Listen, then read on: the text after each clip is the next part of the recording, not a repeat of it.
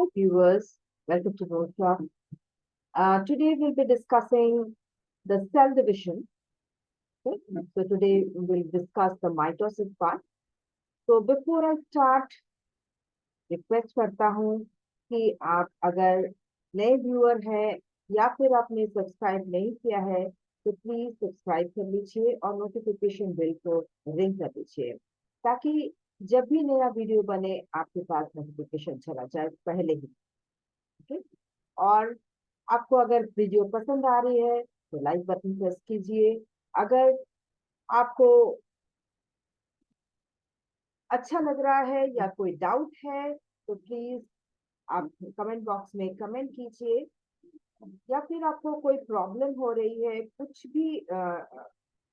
कुछ भी वीडियो में कोई भी वीडियो में आपको प्रॉब्लम हो रही है समझने में या फिर क्वेश्चंस है कुछ भी हो आप कमेंट बॉक्स में लिखिए या फिर आप ईमेल आईडी में भी लिख सकते हैं KASTURI kasturi74@gmail.com।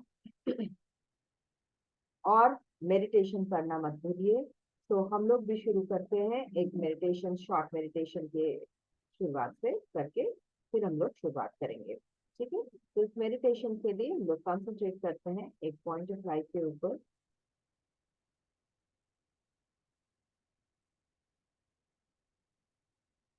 वो लाइट हमारे सारे बदन को इल्यूमिनेट कर रही है। वो प्रकाश से बहुत एनर्जी मिल रही है हमें।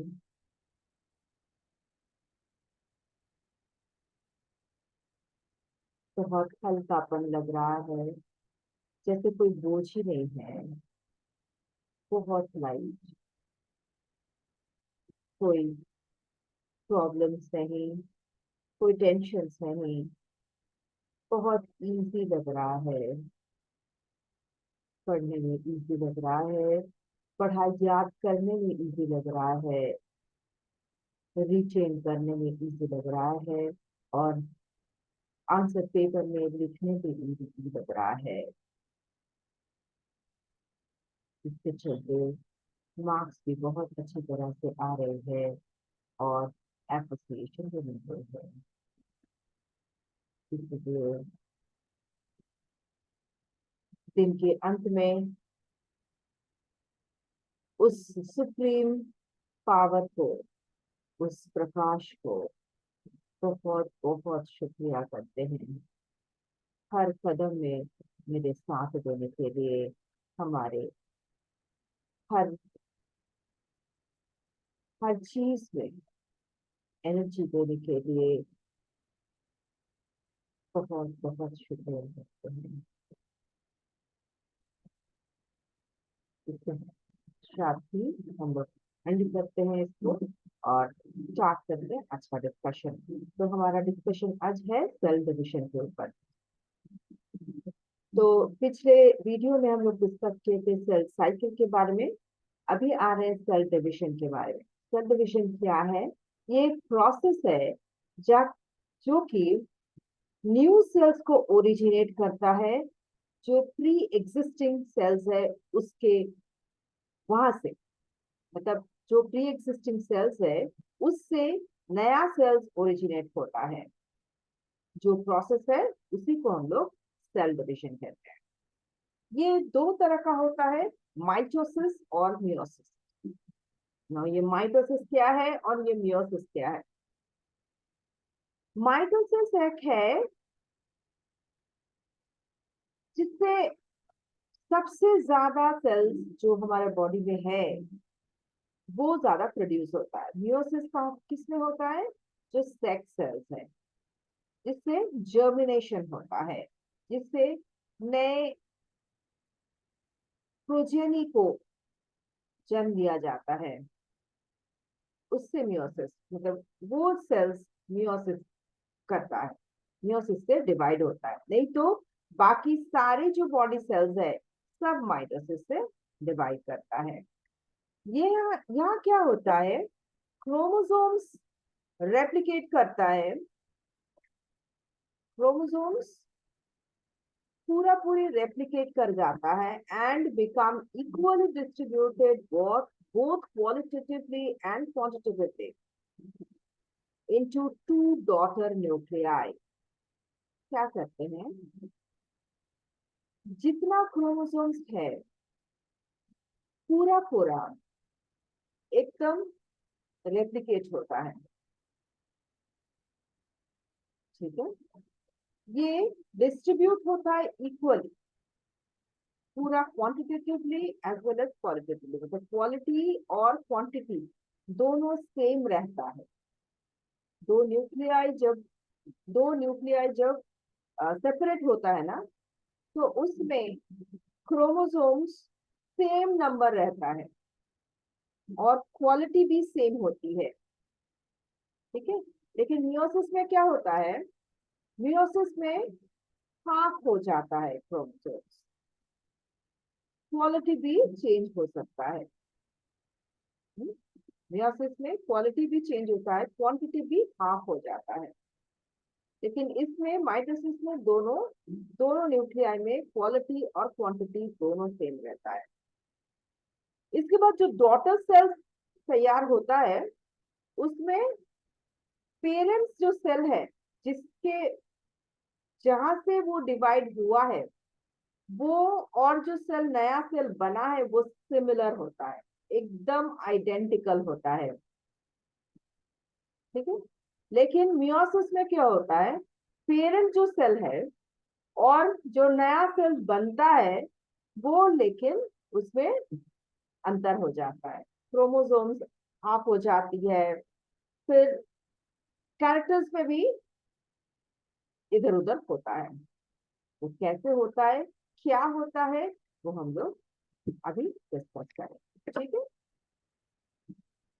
एक नोट है, ये माइटोसिस स्टार्ट होने से पहले इंटरफेस होता है ना, हम लोग पढ़े थे सेल साइकिल में इंटरफेस होता है। तो इसमें क्या होता है, DNA molecules inside a cell stretch out like threads. तो डीएनए मॉलिक्यूल्स जो होता है सेल के अंदर, वो थ्रेड की तरह स्ट्रेच करता है with many proteins attached to them.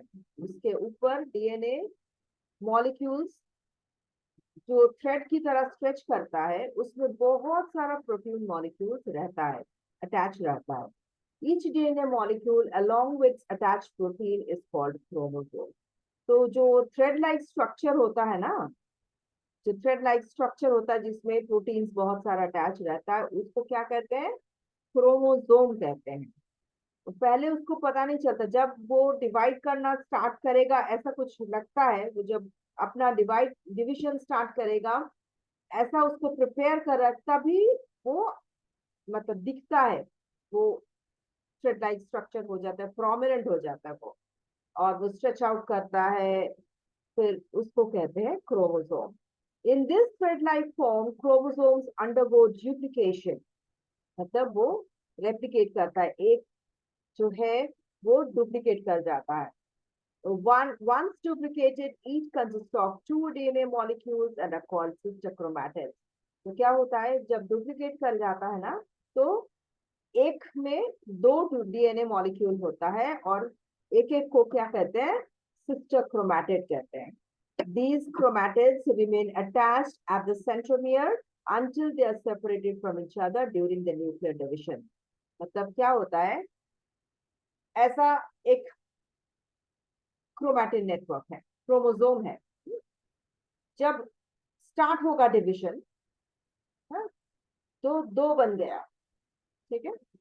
और वो एक जगह, ऐसे दो अलग अलग है, लेकिन वो एक जगह पे अटक रहता है, अटका हुआ रहता है, तो उसको कहते हैं सेंट्रोमियर, ठीक है। उसको कहते हैं सेंट्रोमियर, जहां पे वो अटैच रहता है, दो क्रोमैटिड जहां पे अटैच रहता है उसको कहते हैं सेंट्रोमियर। तो पहले एक क्रोमोसोम रहा, क्रोमोसोम दूसरा डुप्लीकेट कर दिया, लेकिन वो अटैच रहा एक जगह पे, उसको कहते हैं centromere. Until they are separated, जब तक ना कि वो सेपरेट हो जाए, जब न्यूक्लियर डिवीजन हो जाता है तब दोनों अलग होके सेपरेट क्रोमोसोम बनता है। Chromosome number is the number, chromosome number क्या होता है, is the number of each type of chromosome characteristic of a species. मतलब एक एक स्पीसीज का वो कैरेक्टरिस्टिक रहता है। मतलब जैसे ह्यूमंस का रहता है अलग क्रोमोसोम नंबर, जैसे टाइगर का एक अलग क्रोमोसोम रहा, कोई कोई डिफरेंट डिफरेंट एनिमल्स का, डिफरेंट डिफरेंट प्लांट्स का, सब अलग अलग क्रोमोसोम नंबर रहता है। ठीक है। Mitosis keeps the chromosome number constant from one cell generation to the next.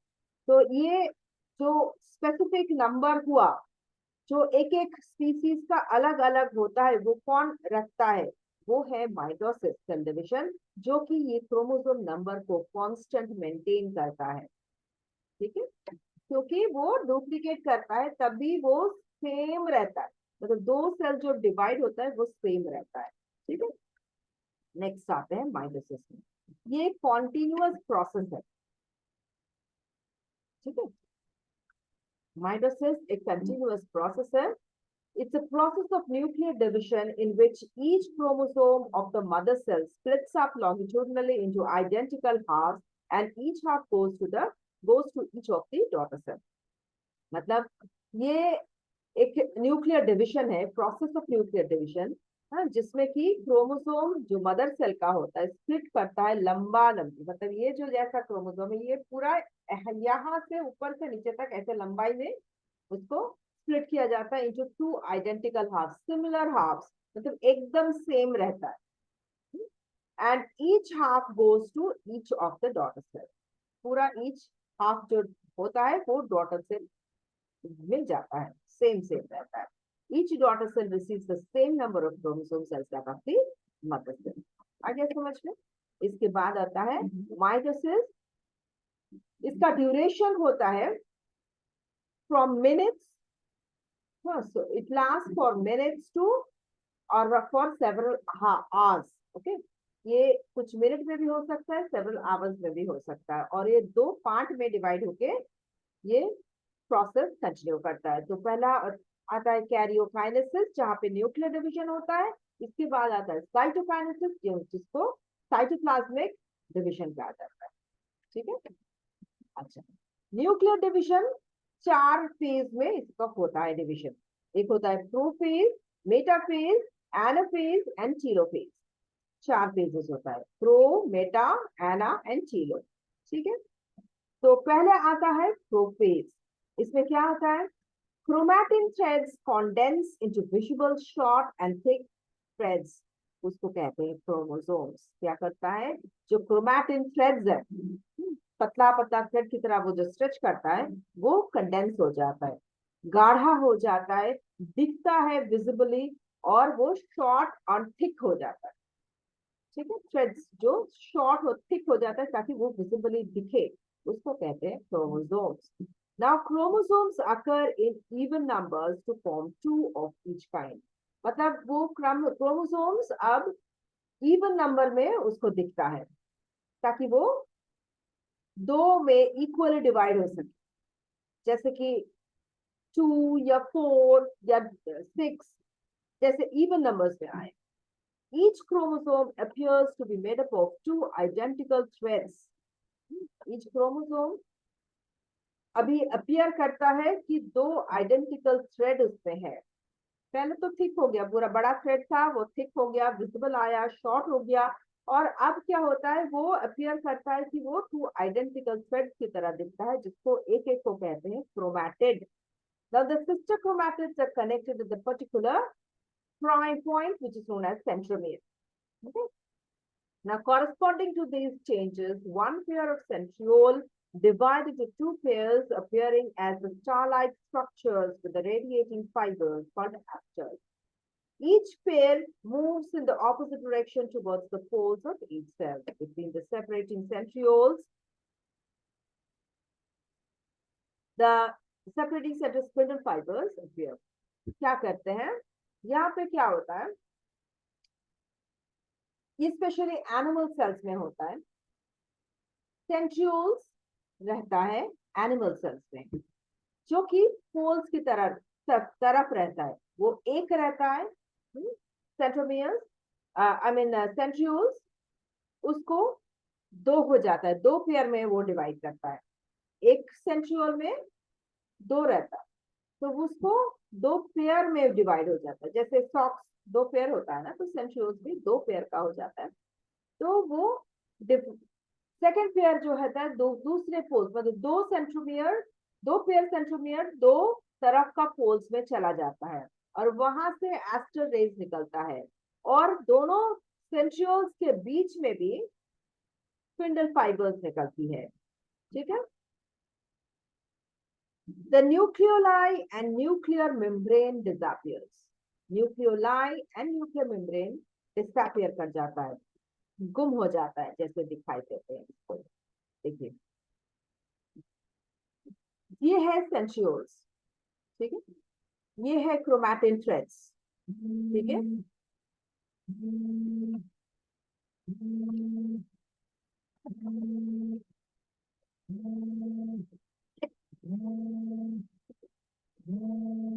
Chromatin threads रहा, इसके बाद ये दोनों थिक हो गया, दिखाई दे रहा है, सेंट्रोमियर्स की तरफ अटैचमेंट रहा है।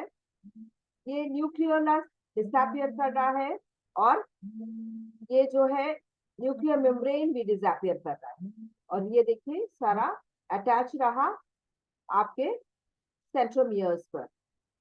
ठीक है।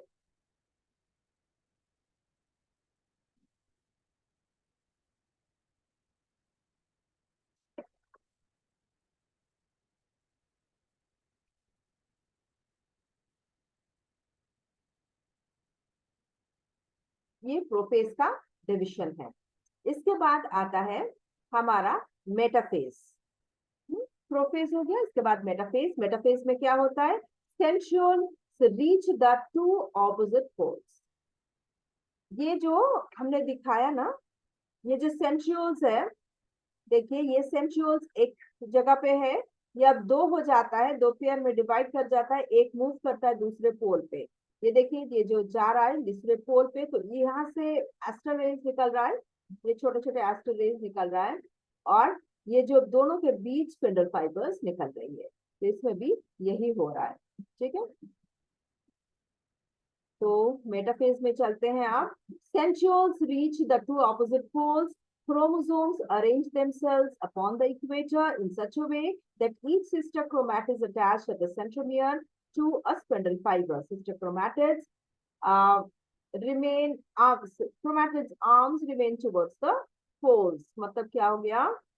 मेटाफेज में इक्वेटोरियल रीजन जो होता है, मतलब बीच में ये थोड़ा सेल थोड़ा इलोंगेट हो गया, और बीच में क्या करते हैं, ये आपका जो क्रोमैटिड्स है, क्रोमोसोम्स विद क्रोमैटिड्स से attach in the equatorial plane, और यहाँ से सारा स्पिंडल फाइबर्स सेंट्रोमियर्स तक अटैच रहेगा, और दोनों एस्टर से यहाँ तक जाएगा।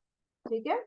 और एस्टर हो गया, यहाँ से निकल रहा है, और स्पिंडल फाइबर्स इधर से इधर अटैच रहेगा, इक्वेटोरियल प्लेन में रहता है, और आर्म्स आउटसाइड रहता है।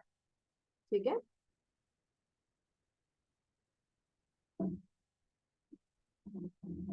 इसके बाद आता है एनाफेज।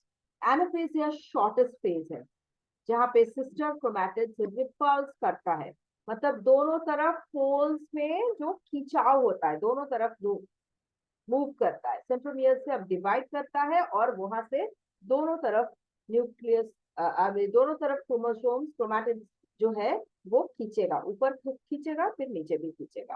ठीक है। Virtually, chromatids split longitudinally in two halves. Each sister chromatid now called daughter chromosomes. Daughter chromosomes separate and begin to move towards appropriate poles, which is probably due to the contraction of the spindle fiber. ये क्यों होता है?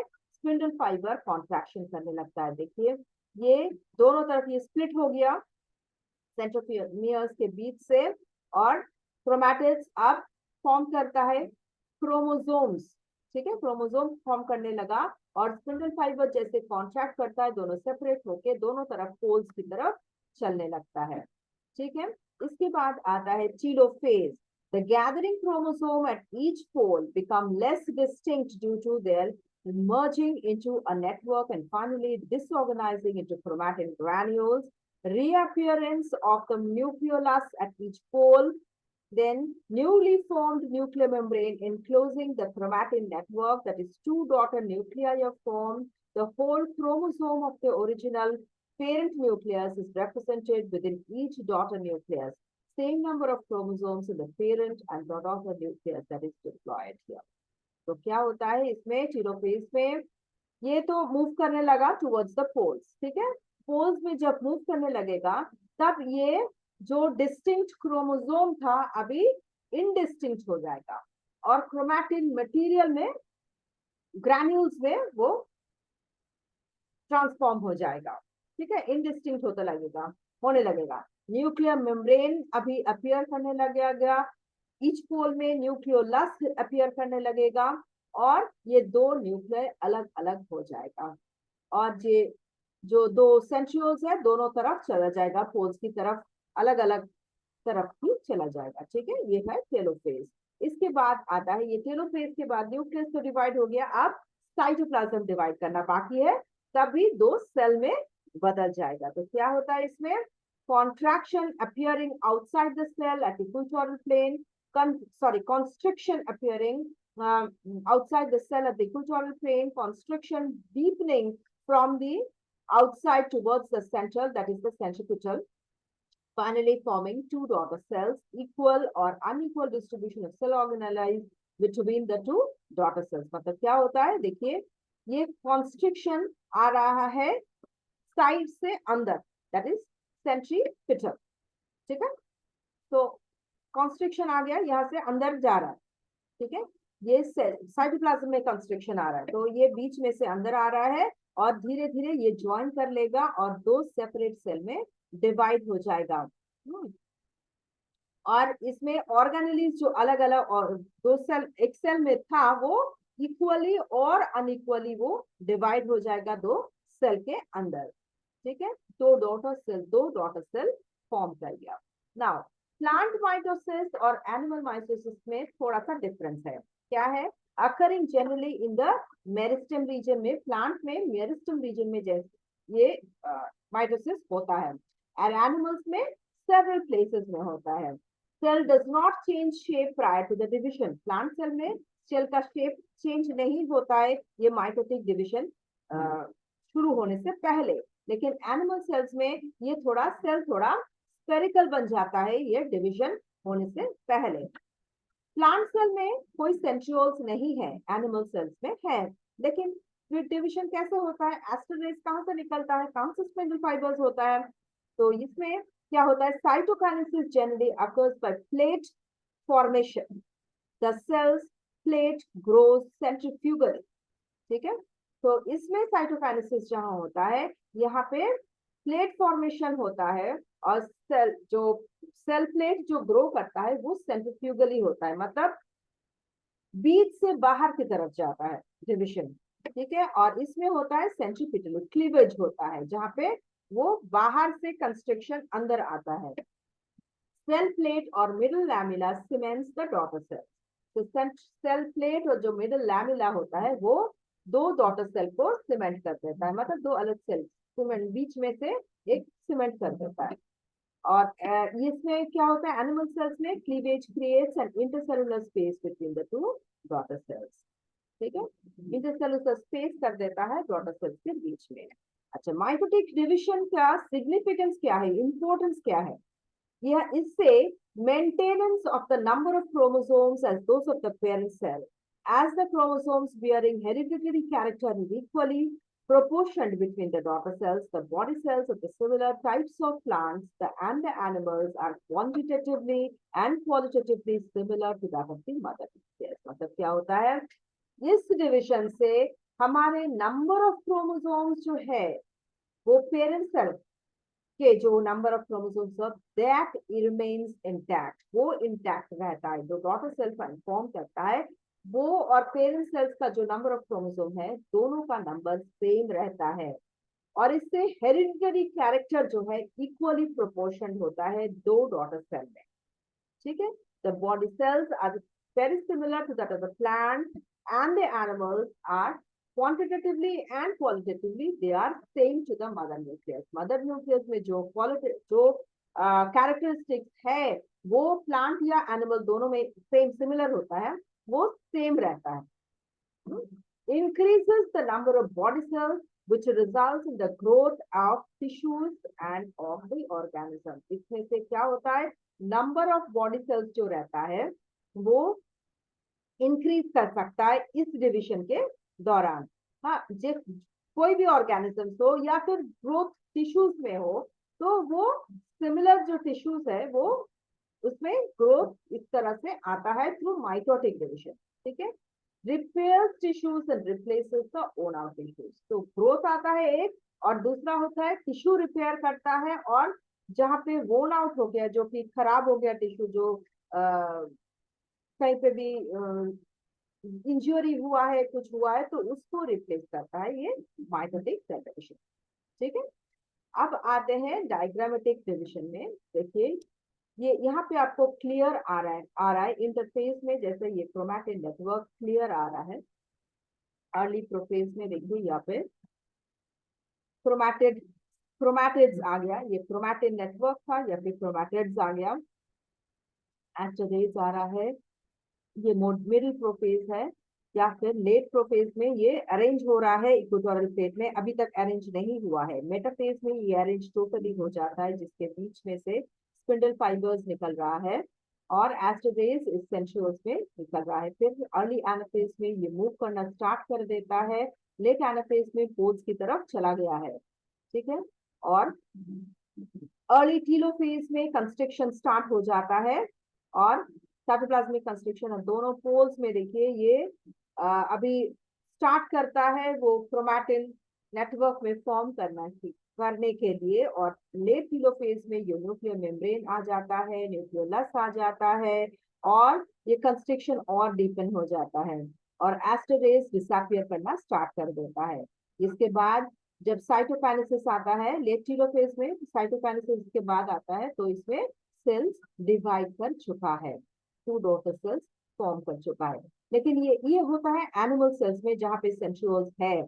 अब plant cell में क्या होता है, plant cell में ये इंटरफेज है, देखिए क्रोमैटिन नेटवर्क है, फिर अर्ली प्रोफेज में ये क्रोमैटिड नेटवर्क क्रोमैटिड्स में बदल रहा है, जहाँ पे डिस्टिंक्ट होता है क्रोमोसोम्स, या फिर इसके बाद सिस्टर क्रोमैटिड्स आता है, सेंट्रोमियर्स पे अटैच रहता है. ये दोनों पोल्स से ये निकलता है, लेकिन इसमें सेंट्रियोल्स नहीं होता है.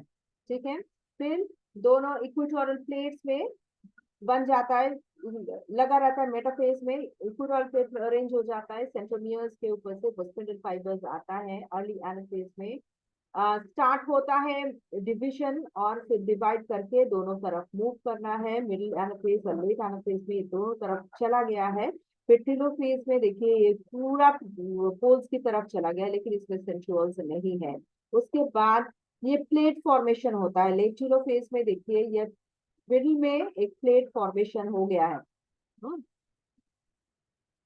प्लेट फॉर्मेशन हो चुका है, दोनों तरफ न्यूक्लियर मेम्ब्रेन आ चुका है, और बीच में से क्या होता है, ये दोनों जब न्यूक्लियर मेम्ब्रेन आ चुका होता है, बीच में से एक प्लेट फॉर्मेशन होता है, जहाँ पे दो सीमेंट हो जाता है न्यूक्लियर मेम्ब्रेन, और दो न्यूक्लियस अलग हो जाता है, और धीरे धीरे बीच में से डिविजन होना शुरू करता है टूवर्ड्स आउटसाइड, और उसको सेल डिवाइड कर लेता है. ठीक है, तो इस तरह होता है प्लांट का सेल डिविजन. तो ये इतना तक रहा cell division, mitotic cell division आज कंप्लीट हुआ. नेक्स्ट डे हम लोग चलेंगे मियोटिक सेल डिविजन. ठीक है, तो तब तक के लिए आप एक बार रिवीजन दे दीजिए. अगर आपको कोई प्रॉब्लम लग रही है समझने में, या फिर कोई क्वेश्चंस है इसमें, तो आप प्लीज कमेंट कीजिए बॉक्स में, कमेंट बॉक्स में लिखिए, या फिर kasturi74@gmail बॉक्स में लिखिए. ठीक है, और अगर आपको वीडियो पसंद है तो लाइक बटन प्रेस कीजिए. अगर आप नए व्यूअर हैं इस चैनल में, या फिर अभी तक सब्सक्राइब नहीं किए हैं, नोटिफिकेशन बेल रिंग नहीं किए हैं, तो प्लीज वो कीजिए, ताकि आपको जल्द से जल्द नोटिफिकेशन मिल जाए जब भी एक नया वीडियो अपलोड होता है. तो ठीक है, और मेडिटेशन करना मत भूलिए, बिकॉज ये आपको बहुत एनर्जी देगा, बहुत बहुत ताकत देगी. तो Thank you for joining and have a good day.